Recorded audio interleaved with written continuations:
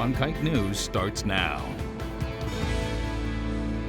Arizona state health officials reported 12,314 new coronavirus cases today, marking the highest daily count since the pandemic started. Monday's reports were low after the weekend, and Tuesdays generally have a larger case count due to the lags in reporting. The previous record of more than 10,000 new cases was set last Tuesday. Health officials said the large number was due to data entry delays caused by Thanksgiving holiday. No explanation was released by health officials for today's number. The increase in COVID cases is causing changes at the courthouse. Maricopa County Superior Court officials say civil jury trials are being suspended through February. According to a Monday order, the number of criminal jury trials will also be limited. Anyone coming into a courthouse is required to wear a mask, and the court is encouraging people to fill out the jury questionnaire form online before coming in to help streamline the process. Even though many events and ceremonies have changed due to COVID-19 concerns, there will still be a Cronkite Award winner this year. Dean Baquet, the first Black executive editor to lead both the New York Times and the Los Angeles Times, will be presented with this year's Walter Cronkite Award for Excellence in Journalism. Baquet will receive the 37th annual award from the Walter Cronkite School of Journalism and Mass Communication during a virtual ceremony on March 25th. The New York Times has won 16 Pulitzer Prizes during Baquet's tenure as executive editor. Here are the top trends of the day. According to Twitter and Google Trends, the most searched for thing in Arizona over the course of the last 24 hours was the Arizona GDP. And here's why. The Arizona Republican Party Twitter retweeted a tweet from Ollie Alexander, who works for the Stop the Steal organization, which plans protests against the 2020 election. He tweeted, "I'm willing to give my life for this fight." The Arizona Republican Party retweeted it, saying, "He is. Are you?" Now, this received a lot of controversy online, as some people think that that is not something that should be tweeted off of a party's Twitter page. And so there were a lot of different responses to this. Like I said, it was trending, so a lot of people involved in this conversation here. Carmine Sabia says, Arizona GOP is correct. This is a fight for our democracy. If the Democrats get away with this, with the help of the media, they are unstoppable. Now, on the other side of the spectrum, we also have Grant Stern, who said, "Dear Arizona GOP, I wish you could step back from the ledge, my friend. You could cut ties with all the lies that you've been living in." Now, on Friday, a judge dismissed Arizona Republican Party Chairwoman Kelly Ward's lawsuit that sought to undo Biden's win here in Arizona.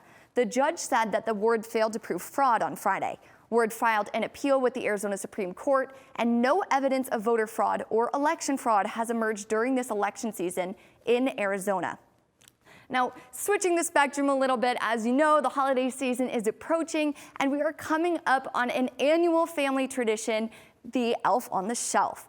The one rule that every family knows about the Elf on the Shelf is that you cannot touch the elf because it will lose its magic. So here's a family, even though you can't touch the elf, it still doesn't stop kids from wanting to try and see where the elf is going. So you can see the elf running across the room here and coming up to the security camera and covering up with a blanket so the kids can't see. The Phoenix Police Department has a new friend. She moves around on her own. We don't pick where she goes. She picks where she goes, and she has a team that follows her and does pictures. All right, let's go. Meet Officer Gumdrop. Her first stop was the Phoenix Police Department. We're actually getting all kinds of requests now through our Instagram and Facebook pages of places within the department that they want her to visit. Gumdrop has already wandered into the Phoenix Fire Department and into Hawks Crosswalk. But Sergeant Justice says the possibilities are endless for this little elf. I would expect her to show up at our air unit. I would expect her to show up at our communications. I would expect her to do something with some of our police dogs and just work her way throughout the department. Phoenix police often use social media to update the community on crimes and arrests. They hope Gumdrop can bring a lighter mood to the holiday season. A lot of times when people see officers, it's because they're not having the greatest day.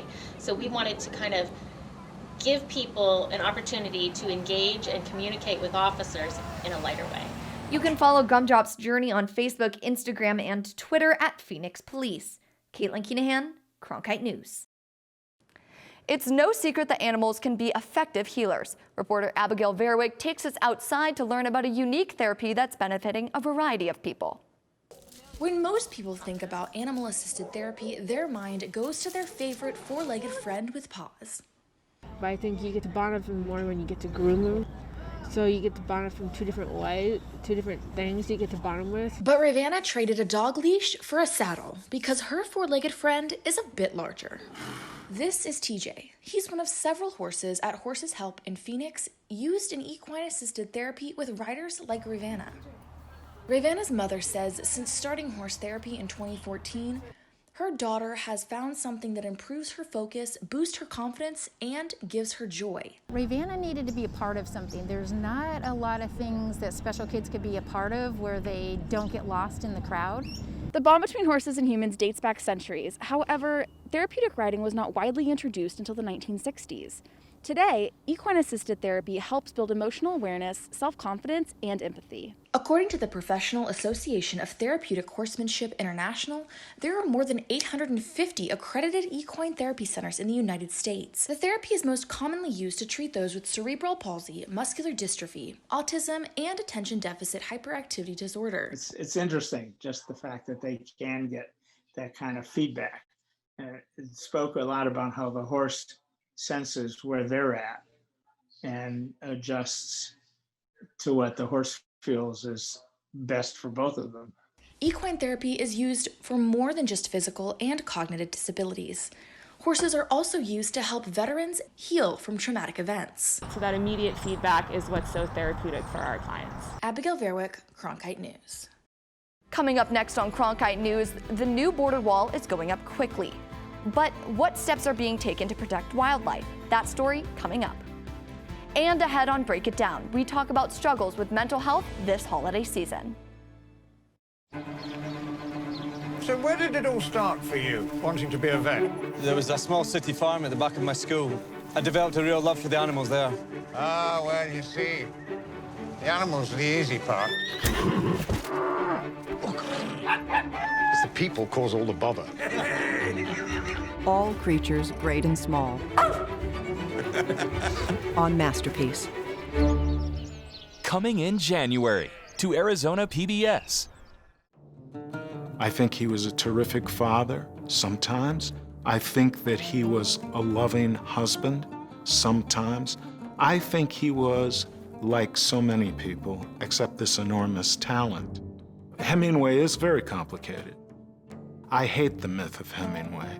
It obscures the man, and the man is much more interesting than the myth. Coming in April to Arizona PBS. Hey, I'm Rick Steves. You know, I don't go anywhere without my passport. And now, thanks to PBS Passport, you can travel with me and watch all 10 seasons of Rick Steves Europe and all my travel specials. This exclusive streaming service is just for our members. Not only can you see all my shows, but you can see thousands of hours of your favorite public television shows. Become a member today and get your passport. The people are saying they're not happy. Do you accept that? Irrational people are not often convinced by facts. Okay, well, let's talk about people you hate, though. You said that categorizing yourself is a terrible mistake. That's pretty controversial. Well, it's the truth. Weekdays at midnight on Arizona PBS. Although the Navajo Nation has been hit especially hard by COVID-19, the tribe has fought back with mask mandates and curfews. And with the help of volunteers, the nation is holding a series of relief drives to hand out supplies. Video journalist Luke Simmons visited the nation to see this work firsthand. It has been devastating for my people and my surrounding areas. We have lost way too many people. The care of my people wasn't there initially. It came on thick. It stayed for quite a long time. Like I say, we just lost way too many people in this pandemic. Many people are having some hardships throughout the Navajo Nation and clear across the country.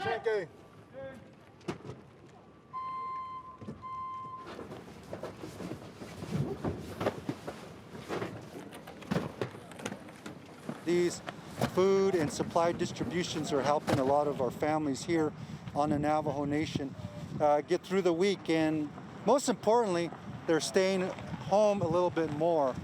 All right, let's rock and roll. Let's bring it up.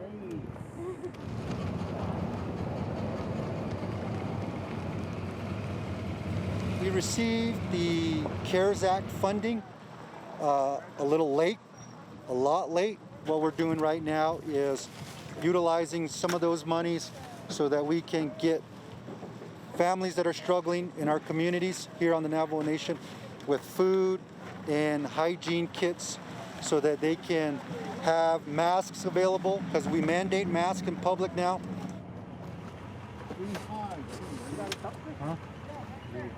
This is an example of resilience and overcoming tough times. You know, it would have been easy, I think, for tribes throughout the country, because they weren't getting the direct funding from the federal government, to easily just say, oh, poor us, or we can't do it without it. But many tribes, 574 tribes throughout this country, took it upon themselves to help their people. One family. I hope we remember it, how we've acted in order to save ourselves and save our fellow people. And I just pray and I hope it does not come some of this magnitude and this kind of virus doesn't come among my people at all in the future. President Nez hopes efforts like this one will limit grocery store trips and help reduce the spread of the virus on the Navajo Nation.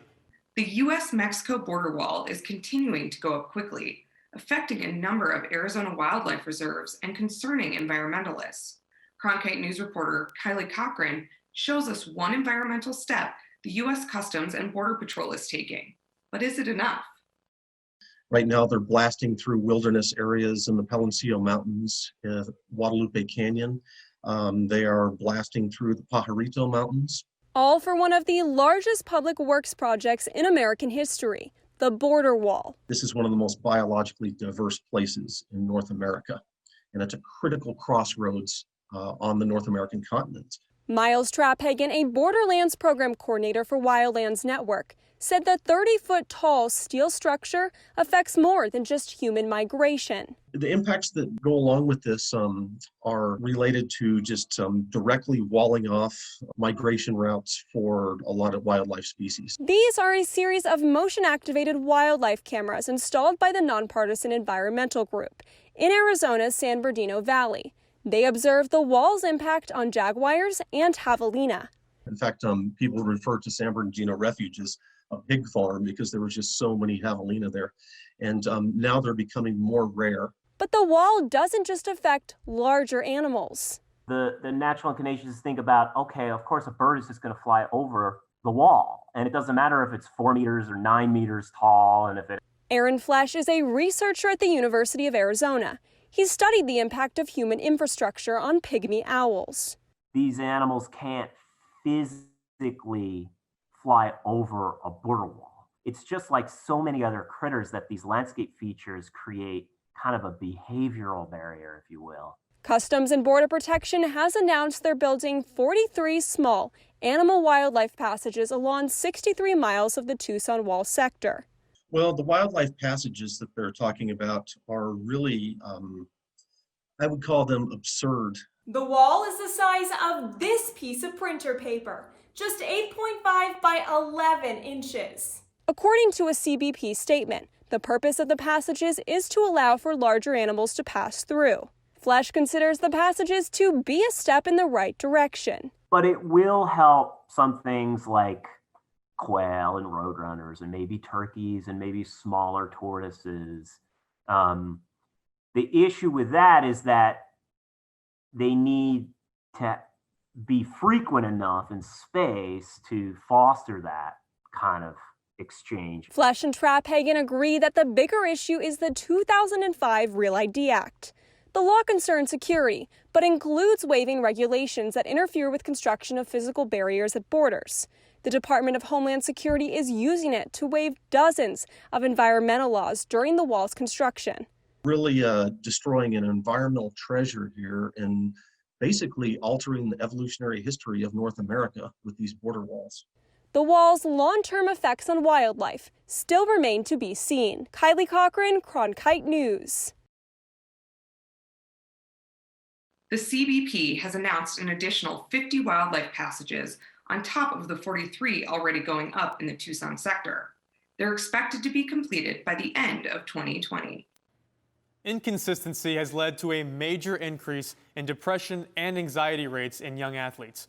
Cronkite News reporter Reed Harmon takes a deeper dive into this growing concern.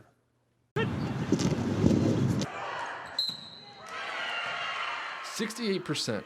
That is the percentage of high school athletes who reported signs of depression in the midst of the pandemic. This metric is from a study done by the Department of Orthopedics and Rehabilitation at the University of Wisconsin. That number is twice what it was prior to COVID-19. The mental health of our kids have been an increasing concern every week, every month that we have not been able to get back to some type of normalcy. On one hand, you have the isolation. On the other, you have this sense of doom and dread with everything going on around us, especially when infection rates are really high. Now, sports are back. Or are they? That's a question these players have been asking for the past 6 months. It has been the mental battle of whether they will be here or here. Just so many highs and lows and what's going on and what's not. And, one day we're playing and one day we're maybe playing and maybe we're not and maybe we are. And now we're playing with a maybe. You guys know how to install. According to that same Wisconsin study, physical activity has hit a new low for high school athletes. In fact, since COVID-19 has surfaced, activities have decreased by 50%, while anxiety has increased by 65%. Stagnancy is unforgiving, whether it be mentally or physically. This is like dealing with a major injury where you haven't been able to do anything for 5 months. With limited practice time, team bonding mainly consists of turning on a camera and seeing a 1-inch box of each teammate.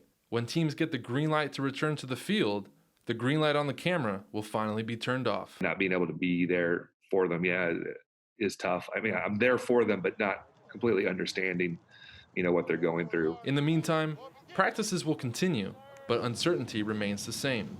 For Cronkite News, I'm Reed Harmon. The Arizona Interscholastic Association recently announced sports are back for the fall, but they have protocols set in place if there is another spike in COVID-19 cases.